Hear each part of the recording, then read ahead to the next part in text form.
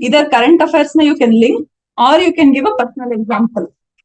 ನೀವೇ ಸ್ವಂತವಾಗಿ ಇಮ್ಯಾಜಿನ್ ಮಾಡ್ಕೊಂಡು ಈ ತರ ಸಿನಾರಿಯೋ ಇದ್ರೆ ನಾನು ಈ ತರ ಮಾಡ್ತಿದ್ದೆ ಅಂತ ಬರೀಬಹುದು. ಸೊ ಈ ತರ ಎಕ್ಸಾಂಪಲ್ಸ್ ಏನಾದ್ರು ಸ್ಟ್ರೇಟ್ ಫಾರ್ವರ್ಡ್ ಕ್ವೆಶನ್ಸ್ ಬಂದ್ರೆ ಆದಷ್ಟು ಎಕ್ಸಾಂಪಲ್ಸ್ ಅಲ್ಲಿ ಎಲಾಬ್ರೇಟ್ ಮಾಡಿ. ಆಮೇಲೆ ಕರೆಂಟ್ ಅಫೇರ್ಸ್ ಗೆ ಆದಷ್ಟು ಲಿಂಕ್ ಮಾಡಿ.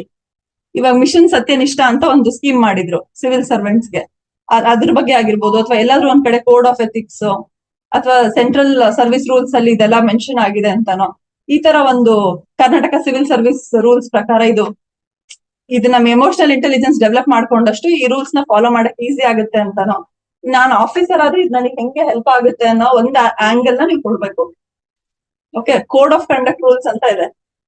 ಓಕೆ, ಅದ್ರ ಬಗ್ಗೆ ಏನಾದ್ರು ಬರೀರಿ, ಅಥವಾ ಕರ್ನಾಟಕ ಸಿವಿಲ್ ಸರ್ವಿಸ್ ರೂಲ್ಸ್ ಅಂತ ಇದೆ, ಅದ್ರ ಬಗ್ಗೆ ಏನಾದ್ರು ಆಗ್ಲಿ ಮೆನ್ಷನ್ ಮಾಡಿ. ಯಾವುದೇ ಅಡ್ಮಿನಿಸ್ಟ್ರೇಷನ್ ರಿಲೇಟೆಡ್ ಕ್ವೆಶನ್ಸ್ ಬಂತು ಅಂದ್ರೆ, ಈ ತರ ನಾನು ಹೇಳಿದ್ನಲ್ಲ, ಆಕ್ಟ್ಸ್ ರೂಲ್ಸ್ ನ ನೀವು ಎಷ್ಟು ಮೆನ್ಷನ್ ಮಾಡ್ತೀರೋ ಅಷ್ಟು ನಿಮಗೆ ವೇಟೇಜ್ ಬರ್ತಾ ಹೋಗುತ್ತೆ ಆನ್ಸರ್ ಅಲ್ಲಿ. ಓಕೆನಾ? ಮತ್ತೆ ಏನ್ ಎಕ್ಸಾಂಪಲ್ ಕೊಟ್ಟಿದ್ದೀರಾ ನೀವು? ಹೇಳಿ, ರ್ಯಾಂಡಮ್ ಆಗಿ ಹೇಳಿ. ಇದು ಎಮೋಷನಲ್ ಇಂಟೆಲಿಜೆನ್ಸ್ಗೆ ಬರ್ದಿಲ್ವಾ? ಅದನ್ನ ಬರೀರಿ. ಆಮೇಲೆ ಲಾಸ್ಟ್ ಗೆ ಯಾವಾಗ್ಲೂ ಎಂಡ್ ಮಾಡೋಕ್ಕೂ ಮುಂಚೆ 1 or 2 ಪಾಯಿಂಟ್ಸ್ ಕ್ರಿಟಿಸಿಸಮ್ ಕೂಡ ಬರೀಬೇಕು. ನೀವು ತುಂಬಾ ಎಮೋಷನಲಿ ಇನ್ವಾಲ್ವ್ ಆದ್ರೆ ಏನ್ ಆಗ್ಬೋದು, ಅದ್ರ ಬ್ಯಾಲೆನ್ಸ್ ನ ಮೇಂಟೈನ್ ಮಾಡಕ್ ಏನು ಅಂತ ಹೇಳ್ಬಿಟ್ಟು ಒಂದ್ ಬರಿಬೇಕು. ಬರ್ದ್ಬಿಟ್ಟು ಆಮೇಲೆ ನೀವು ಕನ್ಕ್ಲೂಡ್ ಮಾಡಿ. ಈಗ ಏನಾಗುತ್ತೆ, ಕ್ವೆಶನ್ ಅಲ್ಲಿ ಯಾವ್ದೇ ತರ ಕ್ವೆಶನ್ ಇದ್ರು don't worry about what is there in the question. Discuss, evaluate, critical evaluate, illustrate ಏನಾದ್ರು ಇರ್ಲಿ, you have to present both sides of the coin. ಯಾವ್ದನ್ನ ಜಾಸ್ತಿ ಪ್ರೆಸೆಂಟ್ ಮಾಡ್ಬೇಕು ಅನ್ನೋದು ವರ್ಡ್ ನೋಡಿ ಡಿಸೈಡ್ ಮಾಡ್ಬೇಕು. ನಾನು ಅದೇ ಹೇಳ್ತಿರೋದು, ಪ್ರತಿ ಒಂದು ಸಿಟಿಸನ್ಸ್ ಚಾರ್ಟರ್ ಕೇಳಿರ್ತಾರೆ, ಅವ್ರು ಬರೀ ಎಫೆಕ್ಟಿವ್ನೆಸ್ ಕೇಳಿರ್ಲಿ, ಬಟ್ ಸ್ಟಿಲ್ ಮೆನ್ಷನ್ ಇಟ್. ಈ ತರ ಒಂದು ಪ್ರಾಬ್ಲಮ್ ನಡೀತಾ ಇದೆ, ಇದನ್ನ ಓವರ್ಕಮ್ ಮಾಡಕ್ಕೆ ನಾವು ಸ್ಟ್ರೈವ್ ಮಾಡ್ಬೇಕು ಅಂತ ಒಂದ್ ಕಡೆ ಮೆನ್ಷನ್ ಮಾಡ್ಬೇಕು, ಒಂದ್ ಸ್ಮಾಲ್ ಪ್ಯಾರಾಗ್ರಾಫ್. ಅವಾಗ ಏನಾಗುತ್ತೆ, ನಿಮ್ದು ಬ್ಯಾಲೆನ್ಸ್ಡ್ ಥಿಂಕಿಂಗ್ ಅಪ್ರೋಚ್ ಕಾಣುತ್ತೆ ಅವ್ರಿಗೆ. ಎಥಿಕ್ಸ್ ನ ಕರೆಕ್ಟ್ ಮಾಡಕ್ ಬರೋದು philosophy background, psychology background ಇರೋ ಲೆಕ್ಚರರ್ಸ್ ಅಂತ ನಮಗಿರೋ ಗೊತ್ತಿರೋದು. ಸೊ ಅವ್ರದ್ದು ಥಿಂಕಿಂಗ್ ಏನು ಅಂತಂದ್ರೆ, you should be balanced. Officer ಆಗ್ಬೇಕು ಅಂದ್ರೆ ಏನು, basic thing should be balanced, non biased. So ಅದನ್ನ ನಿಮ್ಗೆ you should show it in the paper. ಇದಕ್ಕೆ there is no fixed syllabus. Examples for example governments 5 motivate ಐದಕ್ಕೂ ಒಂದೇ ಒಂದು ಸ್ಟೋರಿನೇ ಎಕ್ಸಾಂಪಲ್ ತಗೊಂಡು ಹೋಗೋದು ಹೇಗಿತ್ತು? ಬೇರೆ ಬೇರೆ ಎಕ್ಸಾಂಪಲ್ಸ್ ಕೊಡ್ಬೇಕು. ಸಿ ಐ ಟೆಲ್ ಯು, ಬೇರೆ ಬೇರೆ ಎಕ್ಸಾಂಪಲ್ ನಾನ್ ಯಾಕೆ ಫ್ಲೋ ಮಾಡಿ ಅಂದೆ ಅಂದ್ರೆ, ಒಂದು ಸ್ಟೋರಿ ನೀವು ಕನ್ಸ್ಟ್ರಕ್ಟ್ ಮಾಡ್ಬಿಟ್ರೆ ಅದ್ರಲ್ಲಿ ಮುಗಿಸ್ಬಿಡ್ಬೋದು. ನೀವು 5 ಪಾಯಿಂಟ್ಸ್ 5 ಎಕ್ಸಾಂಪಲ್ಸ್ ಥಿಂಕ್ ಮಾಡೋ ಅವಶ್ಯಕತೆ ಬೀಳಲ್ಲ ಅಂತ ಅಷ್ಟೇ. Every 10 seconds 20 seconds is also important. ಅಲ್ಲಿ ನೀವು 20 seconds ನ ಒಂದೊಂದಕ್ಕೆ ಥಿಂಕ್ ಮಾಡ್ತಾ ಹೋದ್ರೆ 1 minute ಹೋಯ್ತು ನಿಮ್ಗೆ ಬರೀ ಎಕ್ಸಾಂಪಲ್ ಥಿಂಕ್ ಮಾಡೋದ್ರಲ್ಲೇ. ಸೊ ಅಲ್ಲೂ ಟೈಮ್ ಉಳಿತು ಅಂದ್ರೆ ಇನ್ನೊಂದು ಕ್ವೆಶನ್ ಅಲ್ಲಿ ಒಂದ್ 4 ಲೈನ್ ಎಕ್ಸ್ಟ್ರಾ ಬರೀಬಹುದು. ಓಕೆನಾ? ಕೇಸ್ ಸ್ಟಡಿಲಿ ಎಲ್ಲೋ ಒಂದ್ ಕಡೆ ಎಕ್ಸ್ಟ್ರಾ ಇನ್ನೊಂದು ಪಾಯಿಂಟ್ ಬರಿಬಹುದು, ಎಲ್ಲೋ ಕನ್ಕ್ಲೂಷನ್ ಮಿಸ್ ಆಗಿರುತ್ತೆ, ಅದನ್ನ ಬರೀತಿರ್ಬೋದು. ಸೊ ಆದಷ್ಟು ಥಿಂಕಿಂಗ್ ಟೈಮ್ ನ ರಿಡ್ಯೂಸ್ ಮಾಡ್ತಾ ಹೋಗಿ. ಕೈ ಸ್ಪೀಡ್ ಆಗಿ ಓಡ್ಬೇಕು ಅಂದ್ರೆ ಒಂದ್ಸಲ ಬ್ರೈನ್ ಅಲ್ಲಿ ಇತ್ತು ಅಂದ್ರೆ ಬರ್ತಾ ಹೋಗುತ್ತೆ. ಸೊ ಅದಕ್ಕೋಸ್ಕರ ನಾನು ಹೇಳಿದ್ದು, ಯಾವ್ದಾದ್ರು ಫ್ಲೋ ಚಾರ್ಟ್ ತರ ಇರೋ ಸ್ಟೋರಿ ಇತ್ತು ಅಂದ್ರೆ ಅದೇ ತರನೇ ಎಕ್ಸಾಂಪಲ್ಸ್ ಕೊಡಿ ಅಂತ ಅಷ್ಟೇ. ಈಗ ಏನೋ ಒಂದು ಕನ್ಸ್ಟ್ರಕ್ಟ್ ಮಾಡ್ಬಿಟ್ಟಿರ್ತೀರ ಸೆಲ್ಫ್ ಅವೇರ್ನೆಸ್ ಗೆ, ಅದನ್ನೇ ಮುಂದೆ ಮುಗಿಸ್ಬಿಡಿ. ಆಮೇಲೆ ಎಕ್ಸಾಂಪಲ್ಸ್ ನ ಬರಿಬೇಕಾದ್ರೆ 1 or 2 lines ಅಲ್ಲಿ ಬರಿಬೇಕು. ಅದನ್ನ ಪ್ಯಾರಾಗ್ರಾಫ್ ತರ ಬರ್ಕೊಂಡು ಹೋಗ್ಬೇಡಿ. ಇದೊಂದು ನಾನು ನಿನ್ನೆ ಏನಿಲ್ವಾ ಬೋರ್ಡ್ ಮೇಲೆ ಇದು ಏನ್ ಮಾಡಿದೀರಾ, ಬಾಡಿ ಬರ್ದಿರ್ತೀರಲ್ಲ, ಇವಾಗ ಸಪೋಸ್ ಟ್ರಾನ್ಸ್ಪರೆನ್ಸಿ ಅಂದ್ರೆ ಅದಕ್ಕೆ ಏನೋ ಒಂದ್ 2 ಪಾಯಿಂಟ್ ಬರ್ದಿರ್ತೀರಾ, ಆ ಪಾಯಿಂಟ್ ಮುಂದ್ಗಡೆನೆ ಎಕ್ಸಾಂಪಲ್ ನ ಬರಿತಾ ಹೋಗ್ಬೇಡಿ. ನಿಮ್ ಕೆಲ್ಸ ಏನು ಅಂದ್ರೆ, mains it is answer writing game ಅಂತ ಏನ್ ಅನ್ಕೋತೀವಲ್ಲ, it is just mind game. ಎದುರುಗಡೆ ಇರೋರ್ಗೆ ನಿಮ್ ಆನ್ಸರ್ ಎಷ್ಟು ನೀಟಾಗಿ ಕಾಣುತ್ತೋ ಎಕ್ಸಾಮ್ನರ್ಗೆ ಅಷ್ಟು ಮಾರ್ಕ್ಸ್ ಬೀಳ್ತಾ ಹೋಗುತ್ತೆ.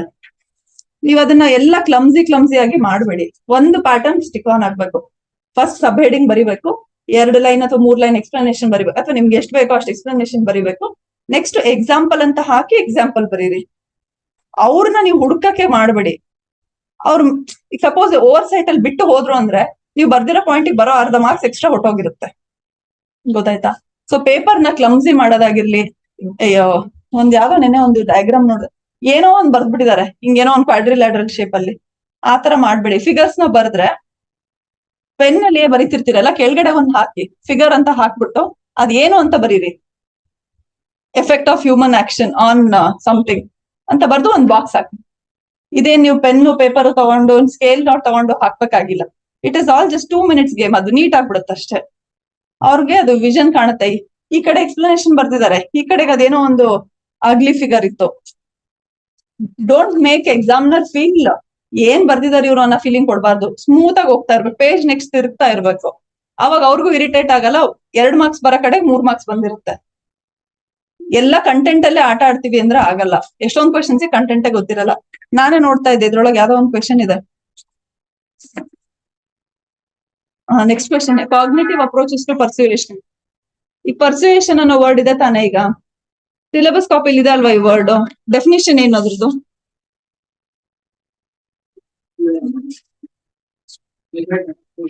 of changing you can create what's the arrangement of process ಅಂತ ಹೇಳಿದ್ರೆ ಅದ್ ಕನ್ಸಿಸ್ಟೆನ್ಸಿಯಿಂದ ಇರ್ಬೇಕು. changing of attitude and behavior. ಈ ತರ ಏನೋ ಒಂದು ಡೆಫಿನಿಷನ್ ನೀವು ಕಲ್ತಿರ್ತೀರಾ, ಇದೆ ಅಂತಲ್ಲ, 1ಕ್ಕೆ 4ರಿಂದ 5 ಡೆಫಿನಿಷನ್ ಇರುತ್ತೆ, ಅಥವಾ ಯಾರೋ ಒಬ್ರು ಹೇಳಿರೋ ಡೆಫಿನಿಷನ್ ಇರುತ್ತೆ. ಈ ಡೆಫಿನಿಷನ್ ನ ಮುಂಚೆನೆ ಕುತ್ಕೋಬೇಕು. ಅಲ್ಲಿ ಕುತ್ಕೊಂಡು ನೀವು ಇದನ್ನ ಫ್ರೇಮ್ ಮಾಡಕ್ ಆಗಲ್ಲ. ಸೊ ಪರ್ಸುಯೇಷನ್ ವರ್ಡ್ ಇದೆ, ಸೋಷಿಯಲ್ ಇನ್ಫ್ಲೂಯೆನ್ಸ್ ವರ್ಡ್ ಇದೆ, ಮಾರಲ್ ಆಟಿಟ್ಯೂಡ್ ಅಂದ್ರೆ ವರ್ಡ್ ಇದೆ ಅಂದ್ರೆ ಅದನ್ನ ಡೆಫಿನಿಷನ್ಸ್ ನ ಕಲ್ತ್ಬಿಡಿ. ಅದನ್ನ ಕಾಗ್ನಿಟಿವ್ ಅಪ್ರೋಚಸ್ ಅಂತ ಇದೆ. ಏನು ಕಾಗ್ನಿಟಿವ್ ಅಪ್ರೋಚ್ ಅಂದ್ರೆ? Moral condition.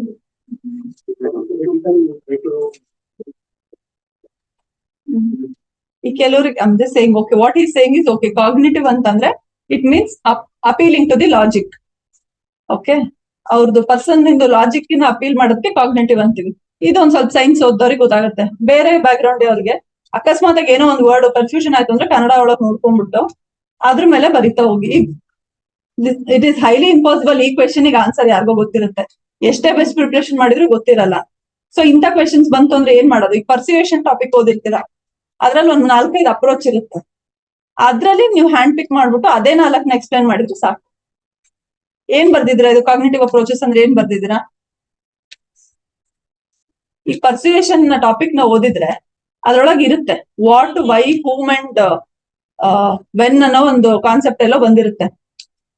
ಪರ್ಸುಯೇಷನ್ ಹೆಂಗ್ ಮಾಡ್ಬೇಕು ಅಂದ್ರೆ ಯಾರ್ ಮಾಡ್ತಿದ್ದಾರೆ, ಯಾವಾಗ ಮಾಡ್ತಿದ್ದಾರೆ, ಏನ್ ಮೆಸೇಜ್ ಕೊಡ್ತಾ ಇದ್ದಾರೆ, ಯಾರಿಗ್ ಕೊಡ್ತಾ ಇದ್ದಾರೆ, ಈ 4 ವಿಷಯಗಳು ಗೊತ್ತಿರ್ಬೇಕು. ಅದ್ನೇ ಹೇಳಿದ್ದು ನಾನು ಥಿಯರಿ ಓದಿ ಫಸ್ಟ್ ಅಂತ. ಈಗ ನೀವ್ ಯಾವ್ದು ನನಗೊಂದ್ ಪೆನ್ ಏನೋ ಕೊಟ್ರೆ ಚೆನ್ನಾಗಿತ್ತು ಅನ್ಸುತ್ತೆ, ಇಸ್ಕೊಂಬರ ಮಾರ್ಕರ್ ಇಸ್ಕೊಂಬನ್ನಿ.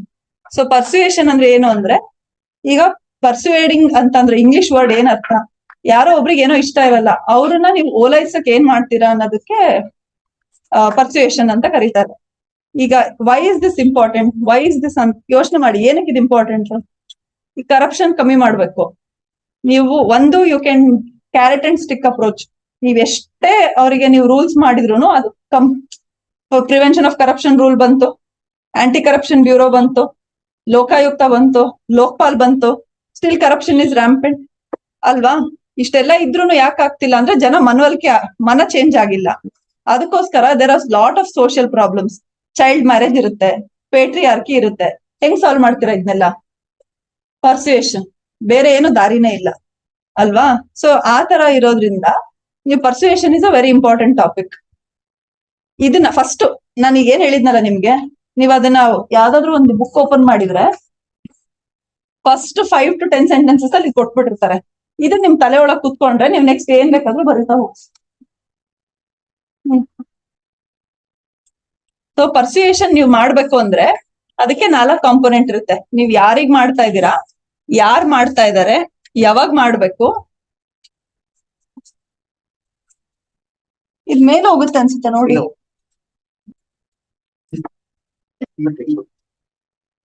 ತೆಗಿಬೋದಾ ಮತ್ ಸರ್ ಬೈಬಾರ್ದು. ಸೊ ಈಗ ನಿಮ್ಗೆ ಕಾಗ್ನಿಟಿವ್ ಅಪ್ರೋಚಸ್ ಗೊತ್ತಿಲ್ಲ, ಅರಿಸ್ಟಾಟಲ್ ಏನೋ ಒಂದ್ ಸ್ಟೋರಿ ಹೇಳಿದ್ರು, ಅದ್ ನಿಮಗೆ ಗೊತ್ತಿಲ್ಲ, ಅದನ್ನೆಲ್ಲ ಯೋಚನೆ ಮಾಡ್ಬೇಡಿ. ಈಗ ಹೇಳಿದ್ನಲ್ಲ, ನೀವು ಒಂದು 10 to 20 ಸೆಂಟೆನ್ಸಸ್ ಪರ್ಸುಯೇಷನ್ ಬಗ್ಗೆ ಓದಿದ್ರೆ, ಈಗ ನಾನು ಹೇಳಿದ್ನಲ್ಲ ವೆನ್ ವೇರ್ ಕಾನ್ಸೆಪ್ಟ್, ಅದ್ ನಿಮಗೆ ಗೊತ್ತಿರುತ್ತೆ, ಅದನ್ನೇ ಬರೀತಾ ಹೋಗಿ.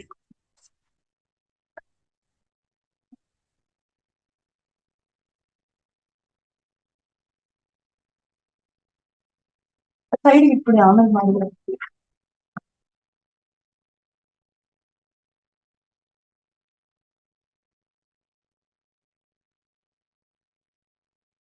ಈಗ ಒಂದು ಎಕ್ಸಾಂಪಲ್ ಕೊಡ್ತೀನಿ. ಈಗ ಸಿಗರೇಟ್ ನ ಸ್ಟಾಪ್ ಮಾಡ್ಬೇಕು ಅನ್ನೋದಿದೆ ತಾನೆ, ನೀವು ರೂಲ್ಸ್ ಹಾಕಿದ್ರೆ people won't stop smoking. So what will you do? ಅದಕ್ಕೆ you have to use persuasion. ಜನನ್ನ ಕಾನ್ಸೆನ್ಸ್ ಅದು ಅಪ್ಲೈ ಮಾಡ್ಬೇಕು ಅಂತಂದ್ರೆ, ಅವ್ರ ಮಾರಲ್ ಫೀಲಿಂಗ್ಸ್ ನ ಇನ್ವೋಕ್ ಮಾಡ್ಬೇಕು ಅಂದ್ರೆ ಪರ್ಸ್ಯುಯೇಷನ್ ಮಾಡ್ಬೇಕು. ಯಾರು ಮಾಡ್ಬೇಕು?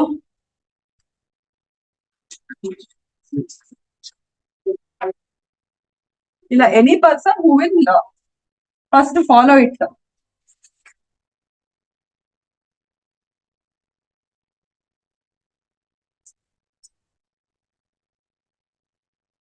ಅವ್ರನ್ನ ಮಿಮಿಕ್ ಮಾಡೋ ಎಬಿಲಿಟಿ ಇರ್ಬೇಕು. ಇವಾಗ if a person is smoking in the film or somewhere outside and coming and telling you don't smoke, you will not listen ಅಲ್ವಾ? So the person who is giving should be worthy of this, or the person who is doing should have some sort of authority. Either you can use Amitabh Bachchan to do it, or Narendra Modi can come and do it, because both of them have the equal validity. One, you should be somebody of power, or you should be somebody who is liked upon, general likeness ಇರ್ಬೇಕು, ಅವ್ರು ನೋಡ್ತಿರ್ಬೇಕು ನಾವು. ಈ ತರ ಒಂದಿರುತ್ತೆ ಅಲ್ವಾ? Next, where should we display this message? ಎಲ್ಲಿ ಮಾಡ್ಬೇಕಿಲ್ಲ? Anywhere where it is ಎಲ್ಲರಿಗೂ accessible ಇರೋ ತರ ಮಾಡ್ಬೇಕು. ಗಿವ್ ಇಟ್ ಅಪ್ ಅಂತ ಒಂದು ಕ್ಯಾಂಪೇನ್ ಮಾಡಿದ್ರು ಅವಾಗ, ನೆನಪಿಲ್ಲನಾ? ಸಬ್ಸಿಡಿ LPG ಟೈಮ್ ಅಲ್ಲಿ, ಆ ಟೈಮ್ ಅಲ್ಲಿ ಒಂದು hash tag give it up ಅಂತ ಒಂದು ಕ್ಯಾಂಪೇನ್. ಇದಕ್ಕೆ ಒಂದು famous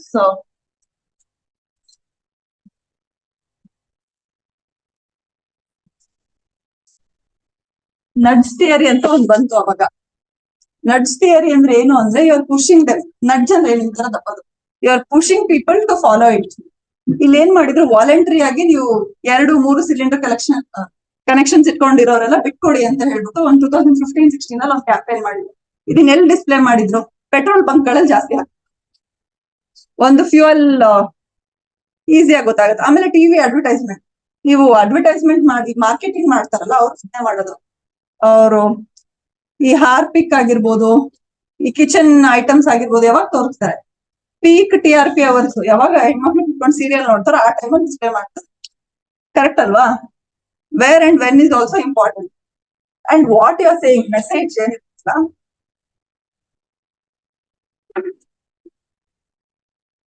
that should be clear.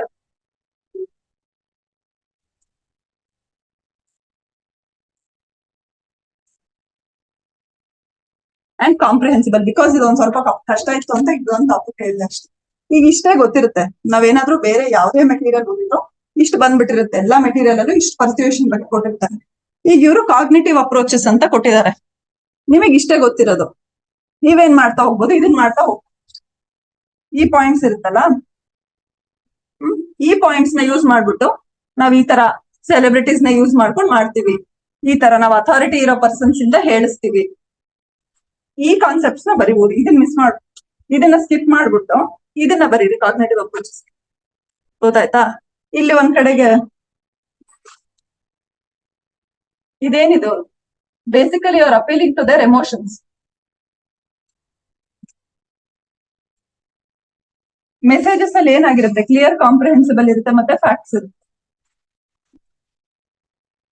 ಬಂದ್ ಹೇಳ್ತಾರೆ ತಾನೆ, ಸಿನಿಮಾ ಥಿಯೇಟರ್ಗೆ ಹೋದ ತಕ್ಷಣ Mukesh will comment of, no, he will tell you every hour so many and so many people are dying because of smoking. They'll come and tell you, or the one smoke cigarette pack ಮೇಲೆ they'll put pictures. So ಇದನ್ನ ಬರಿಬಹುದು cognitive approaches ಗೆ. I'm saying how to construct an answer even if you don't know. ಈ cognitive approach ಅಂದ್ರೆ ಏನ್ ಬರಿಬೇಕು ಅಂತ ಗೊತ್ತಾಗ್ಲಿಲ್ಲ ಅಂದ್ರೆ ಇಷ್ಟು ಬರ್ಬಿಟ್ಟು ಎಲ್ಲದಕ್ಕೂ ಒಂದೊಂದು ಎಕ್ಸಾಂಪಲ್ ಬರೆದ್ರು ಸಾಕು. ನಾನ್ ಅದಕ್ಕೆ ಹೇಳ್ತಿರೋದು, ಎಲ್ಲಾ ಟಾಪಿಕ್ಸ್ ಬಗ್ಗೆನೂ ಒಂದು ಪೇಜ್ ಬೇಸಿಕ್ ಇನ್ಫಾರ್ಮೇಶನ್ ರೆಡಿ ಮಾಡಿಟ್ಕೊಳ್ಳಿ. ಈಗ ನಾನು ಹೇಳಿದ್ನಲ್ಲ, ಅರಿಸ್ಟಾಟಲ್ ಸ್ಟೋರಿ ಬರೀಬೇಕು ಅಂತ ಅವ್ರು ಎಕ್ಸ್ಪೆಕ್ಟ್ ಮಾಡಲ್ಲ. ಇಷ್ಟು ಬರೆದ್ರೆ ನಿಮಗೆ ಮಿನಿಮಮ್ ಇದು ಮೇಲ್ಗಡೆ introduction, conclusion, 5 points with examples, 7 marks ಆರಾಮ್ಸ್ 10ಗೆ. ಈಗ ನನಗೂ ಗೊತ್ತಿರ್ತಿರ್ಲಿಲ್ಲ, ಅದು ಯಾವಾಗೋ ಎಲ್ಲೋ ಓದಿದ್ ನೆನಪಾಯ್ತು, ಓಕೆ. ಇಲ್ಲ ಅಂದ್ರೆ ಜನರಿಗೆ ಗೊತ್ತಿರ್ತಿರ್ಲಿಲ್ಲ. ಇಷ್ಟು ಮಾಡ್ಬಿಟ್ರೆ ಸಾಕು. ಸೊ ಯಾವ್ದೇ ಟಾಪಿಕ್ ಸಿಕ್ರು ಅದ್ರ ಬಗ್ಗೆ ಒಂದು 10 ಪಾಯಿಂಟ್ಸ್ ಸಾಲಿಡ್ ಆಗಿ ರೆಡಿ ಆಗಿ, ಡೆಫಿನಿಷನ್, ಒಂದು 5 to 6 ಎಕ್ಸ್ಪ್ಲನೇಟರಿ ಪಾಯಿಂಟ್ಸ್, ಆಮೇಲೆ examples.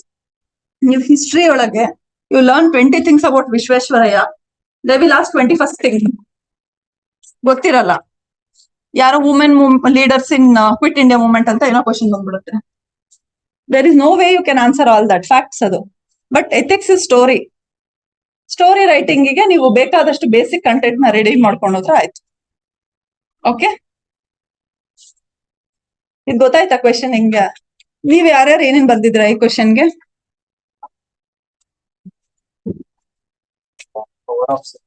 Over social female courtside ನ ಇದು ಮಾಡುತ್ತೆ, ಫೀಮೇಲ್ ಅಥ್ಲೆಟ್ಸ್ ಕರ್ಕೊಂಡ್ಬಂದು ಇದು ಮಾಡೋದು. ಅದೇ, that is again say who is saying it ಅಲ್ವಾ? It is appealing to their emotions. ಅದೇ ಸೇಮ್ ನೀವು ಏನೇ ಎಕ್ಸಾಂಪಲ್ ಕೊಟ್ರೆ it will come here only. ಅದಕ್ಕೆ ವರ್ಡ್ಸ್ ಕೊಡ್ಬೋದು, ಸೋಷಿಯಲ್ ಪ್ರೂಫ್, ನೀವೇನು ಮತ್ತೇನೇನ್ ಬರುತ್ತೆ words, social influence, concept of trust, all that you can write. But I am saying broad headings ಇಷ್ಟೇ ತಾನೆ. ಇದು ಬಿಟ್ಟು ಬೇರೆ ಏನಾದ್ರು ಮೆನ್ಷನ್ ಮಾಡಿದೀರಾ? ನನಗೂ ಗೊತ್ತಿಲ್ಲದೆ ಏನಾದ್ರು ಅಂದ್ರೆ ಇಟ್ ಇಸ್ ಪಾಸಿಬಲ್, ನಾನು ಓದಿ ಬಹಳ ವರ್ಷ ಆಯ್ತು. ಬಿಟ್ಬಿಟ್ಟು ಬೇರೆ ಏನಾದ್ರು ಸಾಂಗ್ಸ್ ಈ ರೀತಿ ಹೊರಗಡೆ ಡಿಸ್ಪ್ಲೇ ಮಾಡ್ತಾರೆ, ಮೆಸೇಜಸ್ ಅಪೀಲಿಂಗ್ ಆಗಿದೆ ಸಾಂಗ್ಸ್ ಈ ರೀತಿ. ಓಕೆ,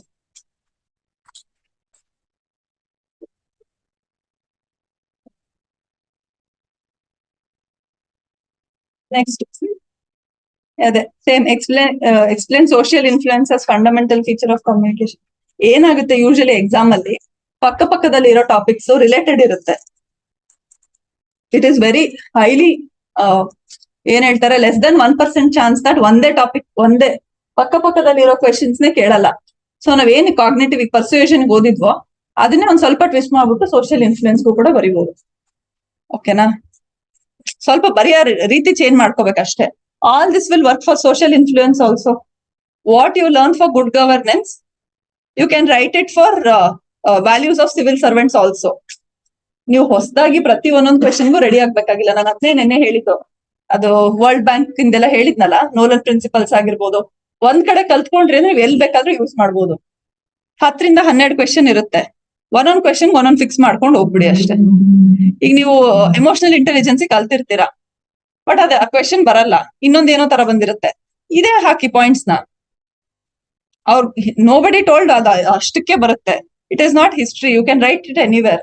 ಸೊ ಆ ತರ ಒಂದ್ ಸ್ವಲ್ಪ ಬ್ರಾಡ್ ಆನ್ಸರ್ಸ್. ಈಗ ನಾನಾಗಿದ್ರೆ ಇದೆರಡು ಕ್ವೆಶನ್ ಪಕ್ಕದಲ್ಲಿದೆ, ಟೆಸ್ಟ್ ಅಲ್ಲಿ ಕಷ್ಟ. ಬಟ್ ಅಲ್ಲಾಗಿದ್ರೆ ಸ್ವಲ್ಪ ಮಿಕ್ಸ್ ಮಾಡ್ಬಿಟ್ಟೆ ಬರೀತಿದ್ವಿ. ಎಲ್ಲಾ ಕ್ವೆಶನ್ಗೂ ಹೊಸ ಆನ್ಸರ್ಸ್ ಕಲಿಯೋ ಅವಶ್ಯಕತೆ ಇರಲ್ಲ. ಓಕೆನಾ? ಕನ್ನಡ ಒಳಗಿರೋರು ಯಾರಾದ್ರೂ ಇದ್ದೀರಾ? ನನಗೆ ಕನ್ನಡ ಒಳಗೆ ಗೊತ್ತಿಲ್ಲ, ಇದೇನು ಅನ್ಕೋಬೇಡಿ. ವರ್ಡ್ಸ್ ಗೊತ್ತಾಗಲ್ಲ, ನಿಮ್ಗೆ ಬೇರೆ ಹೇಳ್ತಿರೋದು ಅರ್ಥ ಆಗ್ತಿದೆ ಅಲ್ಲ. ನಾ ಕನ್ನಡ ಪೇಪರ್ಸು ಕರೆಕ್ಟ್ ಮಾಡಿಲ್ಲ. ಕಿರಣ್ ಕುಮಾರ್ ಅಂತ ಎಲ್ಲ ಇದೆ ಇದ್ರೊಳಗೆ, ಯಾರು ಅಂತ ಗೊತ್ತಿಲ್ಲ. ಕನ್ನಡ ಪೇಪರ್ಸ್ ವಾಪಸ್ ಕೊಡ್ತೀನಿ, ಅಂದ್ರೆ ಸರ್ ಕೈಲಿ ಕೊಡ್ತೀನಿ, ಅವ್ರು ಹೇಳ್ತಾರೆ. ಇದು fundamental values of civil services. ಏನೇನ್ ಬರ್ದಿದ್ದೀರಾ?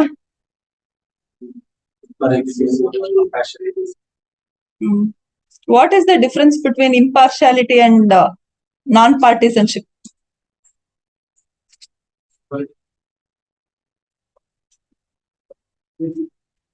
ಮತ್ತೆ ಇಂಪಾರ್ಶಾಲಿಟಿ ಒಳಗೆ ಪೊಲಿಟಿಕಲ್ ಇಂಪಾರ್ಶಾಲಿಟಿ ಅಂತಿದಲ್ಲ. ಟೈಪ್ಸ್ ಆಫ್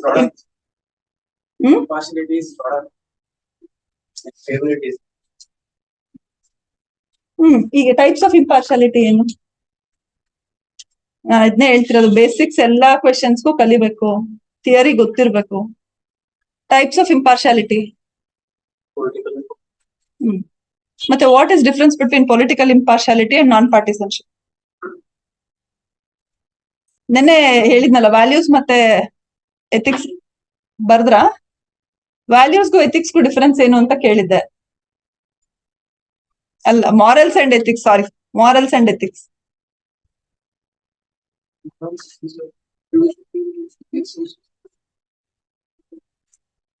ಯಾವ ಚೇಂಜ್ ಮಾಡ್ಬೋದು, ಯಾವ ಚೇಂಜ್ ಮಾಡಕ್ ಆಗಲ್ಲ.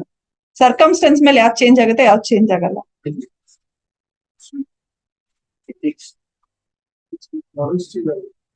Something practice it was considered like a good thing, but now it's our models.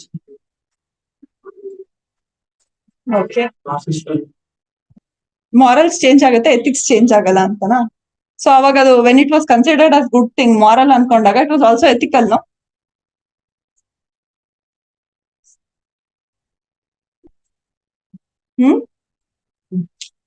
Both are flexible but ethics is more flexible.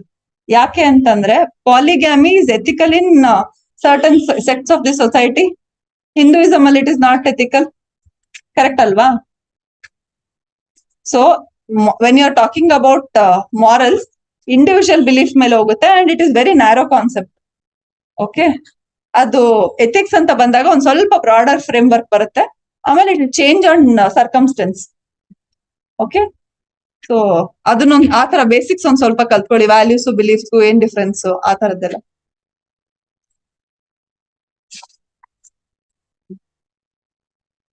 ಇದ್ರಲ್ಲೆಲ್ಲ example ಬರ್ದ್ರಾ? ಯಾರ್ಯಾರ್ದು ಬರ್ದಿದ್ದೀರಾ? ಇದು fundamental values of civil service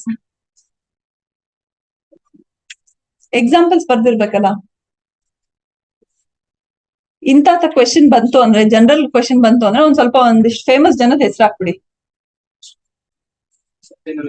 okay, Satyendra Dubey integrity. Okay, ಏನಂತ ಬರ್ದ್ರಿ? ಅವರು ಮೊಂಬತ್ತಿ use ಮಾಡ್ತಾರೆ. Okay, ಮತ್ತೆ ನನಗೆ ಗೊತ್ತಿಲ್ಲ. ಓಕೆ, ಇರ್ಬೋದು, ಇದು ಸೋ ಮೆನಿ ಥಿಂಗ್ಸ್. ಮತ್ತೆ ಬೇರೆ ಇದೆಲ್ಲ ಸ್ಟ್ಯಾಂಡರ್ಡ್ ಎಕ್ಸಾಂಪಲ್ಸ್ ನ ಹಾಕಿ. ಇಂತ ಕ್ವೆಶನ್ ಬಂತು ಅಂದ್ರೆ ಎಲ್ರು ಬರೀತಾರೆ, ನೀವು ಬರೀಲಿಲ್ಲ ಅಂದ್ರೆ ತಪ್ಪಾಗುತ್ತೆ.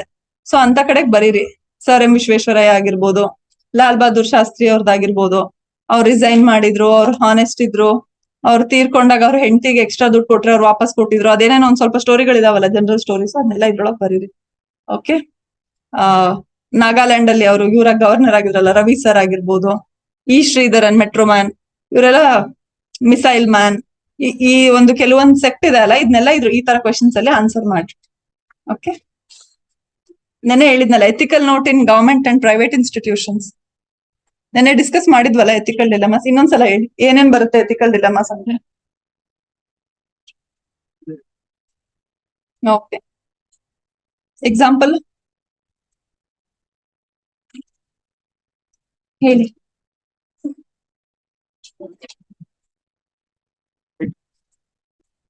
ಅವ್ರು ಹೇಳಿದ್ರು ಎಕ್ಸಾಂಪಲ್. ಹ್ಮ್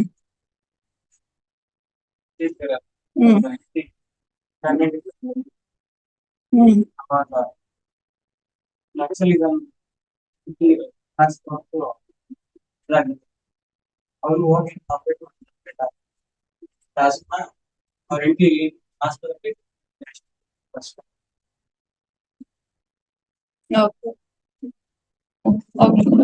ಬೇರೆ ಇದೆಲ್ಲ ಬರೀತಾರಲ್ಲ, ಫೇವರ್ಸ್ ಕೇಳಿರ್ತಾರೆ, ಮಾವ MLA ಇರ್ತಾರೆ. All that is everything, everybody will write this. ಇಲ್ಲಿ ಏನ್ ಬರಿಬಹುದು ಅಂದ್ರೆ, ಒಂದು ಬೇರೆ ಆಂಗಲ್ ಕೊಡ್ಬೋದು, ಜುಡಿಷಿಯರಿ ಬಗ್ಗೆ ಬರಿಬಹುದು ಅಲ್ವಾ? ಏನು ಜುಡಿಷಿಯರಿ ಬಗ್ಗೆ ಏನ್ ಬರಿಬಹುದು? ರೆಕ್ಯೂಸ್ ಮಾಡ್ಕೋತಾರೆ. ನನಗೆ ಪರಿಚಯ ಇರೋರ್ ಕೇಸ್ ಎದುರುಗಡೆ ಬಂತು ಅಂದ್ರೆ ಜಡ್ಜಸ್ ವಾಲಂಟರಿಲಿ ರೆಕ್ಯೂಸ್ ಮಾಡ್ಕೋತಾರೆ. ಸೊ ಆತರ ಎಲ್ಲೋ ಒಂದ್ ಕಡೆಗೆ ಬೇರೆ ಏನೋ ಆಂಗಲ್ ಕೊಡಕ್ ಸಾಧ್ಯ ಅಂದ್ರೆ ಅದನ್ನ ಬರೀರಿ. ಮತ್ತೆ ಬೇರೆ ವಿಸಲ್ ಬ್ಲೋವರ್ ಬಗ್ಗೆ ಬರ್ದ್ರಾ? ಎಥಿಕಲ್ ಡಿಲೆಮಾ, ಲಾಯಲ್ಟಿ ಅಂತೇನೇನೆ ಹೇಳ್ತಾ ಇದ್ರಲ್ಲ, ಅದನ್ನ ನನ್ ಪ್ರಕಾರ ಆದಷ್ಟು ಅವಾಯ್ಡ್ ಮಾಡಿ. ಬಿಕಾಸ್ ವಿಸಲ್ ಬ್ಲೋವರ್ಸ್ ಅದು ಇಟ್ ಇಸ್ ನಾಟ್ ಡಿಲೆಮಾ, ನೀವು ಮಾಡ್ಲೇಬೇಕು. ಬಟ್ ಅದನ್ನ ಏನಾದ್ರು ನೀವು ರಿವೆಂಜಿಗ್ ಮಾಡಿದ್ರೆ ಅವಾಗ ಅದು ತಪ್ಪಾಗುತ್ತೆ. ಎಲ್ಲಾದ್ರೂ ಒಂದ್ ಕಡೆಗೆ ನೀವು ಬರೆಯೋದೇ ಇತ್ತು ವಿಸಲ್ ಬ್ಲೋವರ್ಸ್ ಬಗ್ಗೆ ಅಂದ್ರೆ ಸುಮ್ನೆ ಇರೋದು. ಈಗ ಯಾರೋ ಒಬ್ರು ನನಗ್ ಬೇಡವಾದವ್ರು ಏನೋ ಹೇಳ್ತಿದ್ದಾರೆ ಅಂದ್ರೆ ಆವಾಗ ಇನ್ಫಾರ್ಮೇಶನ್ ರಿಲೀಸ್ ಮಾಡೋದು. ಅದನ್ನ when they are doing it for revenge or self gain, ಆ ತರ ಕಾಂಟೆಕ್ಸ್ಟ್ ಅಲ್ಲಿ ವಿಸಲ್ ಬ್ಲೋಯಿಂಗ್ ಬಗ್ಗೆ ಬರೀರಿ. Otherwise it is not, it is a clear choice. Whistle blower protection act ಯಾವಾಗ ಬಂತು? 2014 ಅಲ್ಲಿ ಬಂತು. ನೆನ್ನೆ RTI ಬರ್ದ್ರ ಸೆಕ್ಷನ್ಸ್ ಬರ್ದಿದ್ದೀರಾ ಯಾರಾದ್ರೂ? ಕ್ವೆಶನ್ಸ್ ಇತ್ತ, ನಾನು ಹೇಳಿದ್ನ ನೀವು ಅವಾಗೆ ನೋಟ್ ಮಾಡ್ಕೊಳ್ಳಿಲ್ಲ, ಎಕ್ಸಾಮ್ ಹಾಲ್ ಅಲ್ಲಿ ನೆನಪಾಗುತ್ತೆ. ಸೆಕ್ಷನ್ಸ್ ನ ಕಲ್ತ್ಕೊಳ್ಳಿ. RTI ಆಕ್ಟ್ 100% ಕ್ವೆಶನ್ ಬರುತ್ತೆ. 15 ಕ್ವೆಶನ್ ಅಲ್ಲಿ ಏನೋ ಒಂದ್ ಕಡೆಗೆ RTI ನ ಮೆನ್ಷನ್ ಮಾಡೇ ಮಾಡ್ತಾರೆ. ಅದ್ರಲ್ಲಿ ಒಂದ್ 5 ರಿಂದ 6 ಇಂಪಾರ್ಟೆಂಟ್ ಸೆಕ್ಷನ್ ಇದೆ. ಯಾವ್ದು ಅಫಿಷಿಯಲ್ ಸೀಕ್ರೆಟ್ಸ್ ಆಕ್ಟ್ ನ ಪ್ರೊಟೆಕ್ಟ್ ಮಾಡುತ್ತೆ, ಯಾವ್ದು ಇನ್ಫಾರ್ಮೇಶನ್ ಅಂದ್ರೆ ಏನು ಅಂತ ಡಿಸ್ಕ್ಲೋಸ್ ಮಾಡುತ್ತೆ, ಪಬ್ಲಿಕ್ ಅಲ್ಲಿ ಏನು ವಾಲಂಟರಿ ಡಿಸ್ಕ್ಲೋಜರ್ ಏನು ಅಂತ ಮೆನ್ಷನ್ ಆಗಿರುತ್ತೆ. ಇದೆಲ್ಲ ಒಂದೊಂದ್ ಕೆಲವೊಂದ್ ಸೆಕ್ಷನ್ ಇದೆ, ಅವನ್ನೆಲ್ಲ ಕಲ್ತ್ಕೊಳ್ಳಿ. ಸೆಕ್ಷನ್ 3 ಅಂದ್ರೆ ಏನು, ಸೆಕ್ಷನ್ 12 ಡೆಫಿನಿಷನ್ಸ್ ಯಾವ್ದ್ಯಾವ್ದು, ಇನ್ಫಾರ್ಮೇಶನ್ ಅಂದ್ರೆ ಏನು, ಓಕೆ, ಯಾರು ನೋಡಲ್ ಆಫೀಸರ್, ಎಷ್ಟ್ ದಿನದೊಳಗ್ ಕೊಡ್ಬೇಕು, ಇದಿಷ್ಟು ಬೇಸಿಕ್ಸ್ ಗೊತ್ತಿರ್ಬೇಕು. ಓಕೆ, ಸೊ ಪ್ಲೀಸ್ RTI ನ ಕಲ್ತ್ಕೊಳ್ಳಿ. RTI ಗೆ ಆಪೋಸಿಟ್ ಇರೋದು ಯಾವ್ದು? ಆಫ್ ಯಾವ ವರ್ಷದಲ್ಲಿ ಬಂದಿದ್ದದು? 1923. ಓಕೆ, ಸೊ ಫುಲ್ ಮೆನ್ಷನ್ ಮಾಡಿ, ಆಕ್ಟ್ಸ್ ನ ಬರ್ದ್ರೆ ಪೂರ್ತಿ ಮೆನ್ಷನ್ ಮಾಡ್ಬೇಕು. ಪ್ರೈವೇಟ್ ಇನ್ಸ್ಟಿಟ್ಯೂಷನ್ಸ್ ಅಲ್ಲಿ ಏನಾಗುತ್ತೆ ಎಥಿಕಲ್ ಡಿಲೆಮಾಸ್?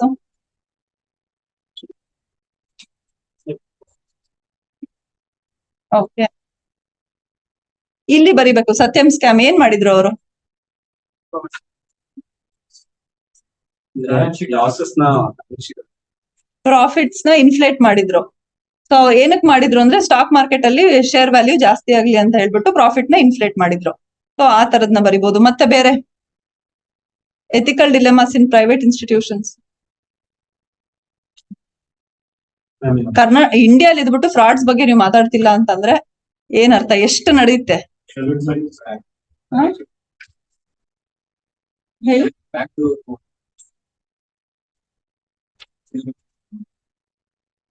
ಅಂದ್ರೆ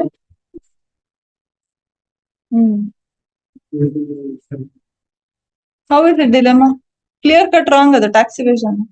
what is the dilemma there? Automation versus employee labor. You can write it. ಇವಾಗ ಬರಿಬಹುದು. It is presently in news no, because we are going for artificial intelligence. Jobless growth start ಆಗ್ತಾ ಹೋಗುತ್ತೆ. You can give science and tech example. It is a new thing. And ಇಲ್ಲೂ ಅಷ್ಟೇ, private institution ಅಂತ ಬಂದಾಗ you can right sustainability. ಇದು Volks wagon case ಆಗಿತ್ತು, ನೆನಪಿದೆ ನಾ, ಪೊಲ್ಯೂಷನ್ ಫೀ ಕಟ್ತೀವಿ ಅಂತ ಹೇಳ್ಬಿಟ್ಟು. ಆ ತರದ್ನ ಬರೀರಿ, ಸ್ವಲ್ಪ ಬೇರೆ ಆಂಗಲ್ ನ ಕೊಡಿ. ಓಕೆನಾ? ಬರೀ ಅಡ್ಮಿನಿಸ್ಟ್ರೇಷನ್ ಒಂದಕ್ಕೆ ಸ್ಟೆಕ್ ಆನ್ ಆಗ್ಬೇಡಿ. ಇಲ್ಲಿ ಎಥಿಕಲ್ ಆಂಗಲ್, ಬಯೋ ಎಥಿಕ್ಸ್ ಬರಿಬಹುದು ಅಲ್ವಾ? ಈಗ ವ್ಯಾಕ್ಸಿನ್ ಈ ಗವರ್ಮೆಂಟ್ ಒಳಗೆ ಇಲ್ಲಿ ಬರಿಬಹುದು ನಾವು. ನಾವು ಈ ಕೆಲವೊಂದು ಕಂಟ್ರೀಸಿಗೆ ನಾವು ವ್ಯಾಕ್ಸಿನ್ ಸಪ್ಲೈ ಮಾಡಲ್ಲ ಅಂತ ಹೇಳಿದ್ವಿ. ಅಲ್ಲಿ ಹ್ಯುಮ್ಯಾನಿಟಿ ನೋಡ್ಬೇಕಿತ್ತ ಅಥವಾ ನ್ಯಾಷನಲ್ ಸೆಕ್ಯೂರಿಟಿ ನೋಡ್ಬೇಕಿತ್ತ? ನ್ಯಾಷನಲ್ ಸೆಕ್ಯೂರಿಟಿ ಅಂದ್ರೆ ನಮಗೂ ಬೇಕಿತ್ತು ವ್ಯಾಕ್ಸಿನ್. ಸೊ ನಾವು ಎಲ್ಲರಿಗೂ ಸಪ್ಲೈ ಮಾಡಕ್ ಆಗ್ತಿರ್ಲಿಲ್ಲ.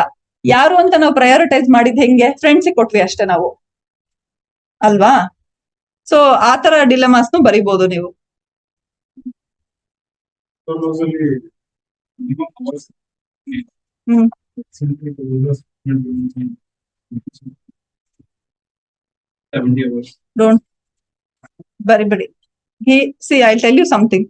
ಎಲ್ಲೋ ಒಂದ್ ಕಡೆಗೆ ಯಾರೋ ಒಬ್ರು ಒಪಿನಿಯನ್ ನ ಎಕ್ಸ್ಪ್ರೆಸ್ ಮಾಡಿರ್ತಾರೆ. ಅವ್ರು ಏನ್ ಹೇಳಿದ್ರು ಹೇಳಿ? This is what I am saying. Ethics ಅಲ್ಲಿ try to keep positive approach for everything. ಅವ್ರು ಏನ್ ಹೇಳಿದ್ರು? If you want India to progress at certain level, then you should work for 70 hours ಅಂತ ಹೇಳಿದ್ರು. Is not forcing everybody to work for that. ಇನ್ನ that L&T statement ಏನ್ ಬಂತಲ್ಲ, that may be probably problematic, not Narayan Murthy sirs. And ಕೆಲವೊಬ್ರು revered figures ಇರ್ತಾರೆ, ಅವ್ರನ್ನ ಬೈಬೇಡಿ paper sir. ಯಾರೊಬ್ರು personal ಆಗಿ ಗೊತ್ತಿರ್ತಾರೆ, ಏನೋ ಒಂದು ಕರ್ನಾಟಕದಲ್ಲೇ ಇರ್ತಾರೆ. Don't do all that. ನಾನು ಅದನ್ನೇ ಹೇಳ್ತಿರೋದು. ಪ್ರೆಸೆಂಟ್ ಆಗಿ ಬದುಕಿರೋರ್ನ ಏನು ಯಾವ್ದೇ ಕಾರಣಕ್ಕೂ ಆಲ್ರೆಡಿ ಎಸ್ಟಾಬ್ಲಿಷ್ ಆಗಿರೋ ಫ್ಯಾಕ್ಟ್ಸ್ ನ ಬೈಯದ್ ಬೇರೆ. Now you can scold Nirav Modi ಅಂದ್ರೆ you can make criticism of him, but don't make criticism of Narayan Murthy sir and all. ಅವ್ರ ಹೆಸರು ಬರೀಲಿಲ್ಲ ಅಂದ್ರೆ everybody will realise 70 hour work ಅಂದ ತಕ್ಷಣ ಅವರು ಅಂತ. ಸೊ ಆ ತರದ್ದೆಲ್ಲ ಒಂದ್ ಸ್ವಲ್ಪ ನೋಡ್ಕೊಳ್ಳಿ. ಬಿಕಾಸ್ ಅವ್ರು ಅದನ್ನ ಬಿಟ್ಬಿಟ್ಟು ಬೇರೆ ಇನ್ನೊಂದು ಲೇಬರ್ ವೆಲ್ಫೇರ್